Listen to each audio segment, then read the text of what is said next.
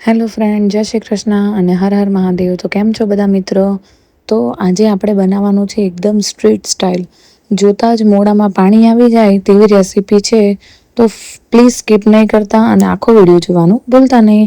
રોજ નોર્મલ બધાના ઘરે આ રેસીપી બનતી હોય છે, બટ મારી ફેવરેટ રેસીપી છે અને હું મારી રીતે કઈ સ્ટાઇલમાં બનાવું છું તે જોવું હોય તો મારી આખી રેસીપી જોવાનું ભૂલતા નહીં.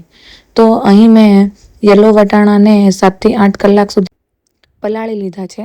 ત્યારબાદ મેં અહીં એ વટાણાને કુકરમાં એડ કરી તેમાં મીઠું, હળદર અને પાણી એડ કરી તેને સરસ રીતે બાફી લીધા છે. તેમાં 8 થી 10 વિસલ થાય ત્યાં સુધી તેને બાફી લેવાના છે. તેમાં તમને ઈચ્છા હોય તો 2 થી 3 બટેકા પણ એડ કરી શકો છો. મેં બટેકાને અલગ બાફ્યા છે. તો અહીં 7 થી 8 બટેકા જેટલા અમે અલગ કુકરમાં એડ કરી એના 2 બટકા કરી અને તેમાં મીઠું એડ કરી અને તેને 4 થી 5 વિસલ થાય ત્યાં સુધી મેં બાફી લીધા છે. ત્યારબાદ મેં અહીં એક પેન લીધું છે.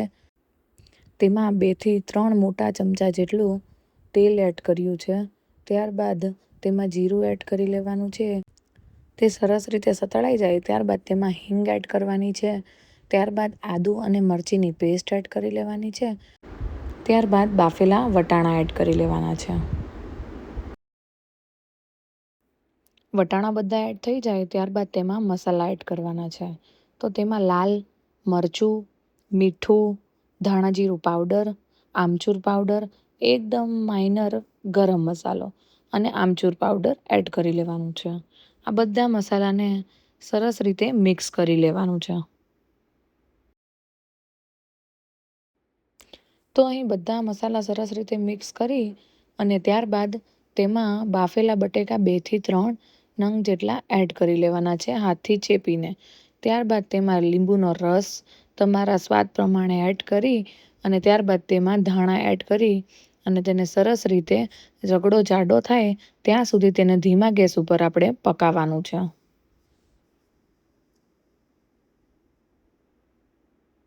એમાં જો તમને જરૂર મુજબ પાણી લાગતું હોય કે તેમાં પાણી એડ કરવાની જરૂર છે તો તેમાં તમે પાણી પણ એડ કરી શકો છો.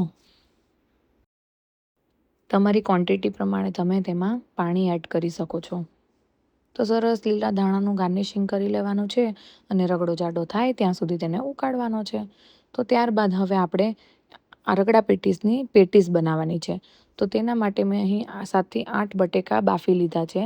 ત્યારબાદ તે બાફેલા બટેકાની છાલ કાઢી તેને સરસ રીતે ચેપી તેમાં મરચીની પેસ્ટ એડ કરી લેવાની છે.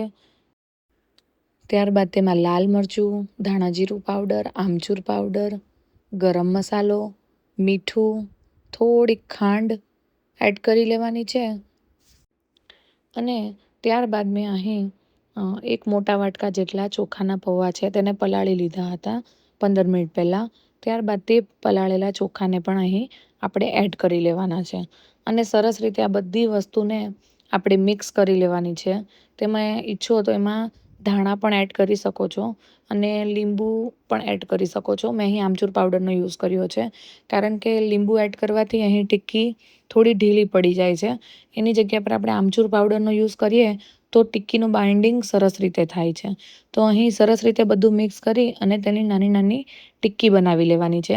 તમને ઈચ્છા હોય તો તમે તેને સેલો ફ્રાય પણ કરી શકો છો. મેં અહીં ડીપ ફ્રાય કર્યું છે. તો તે બધી ટિક્કીને ફ્રાય કરી લેવાની છે સરસ રીતે ગોલ્ડન બ્રાઉન થાય ત્યાં સુધી. તો ફ્રેન્ડ્સ રેડી છે આપણી ખૂબ જ મસ્ત ટેસ્ટી એવી ગરમા ગરમ ગોલ્ડન બ્રાઉન પેટીસ. પેટીસ પણ રેડી છે અને રગડો પણ રેડી છે. તો ચાલો બનાવીએ રગડા પેટીસ. તો અહીં એક પ્લેટ લેવાની છે.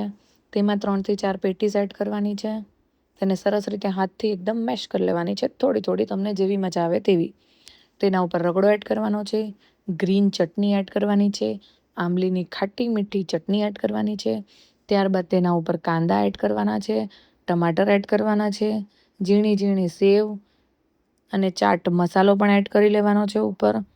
ત્યારબાદ તેમાં દાડમના દાણા હોય તો એ પણ એડ કરી શકો છો, લીલી કોથમીર પણ એડ કરી શકો છો.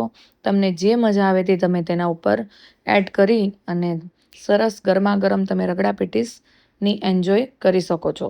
તો ફ્રેન્ડ્સ, આજનો મારો વિડીયો કેવો લાગ્યો તો મને કોમેન્ટમાં જરૂર જણાવો.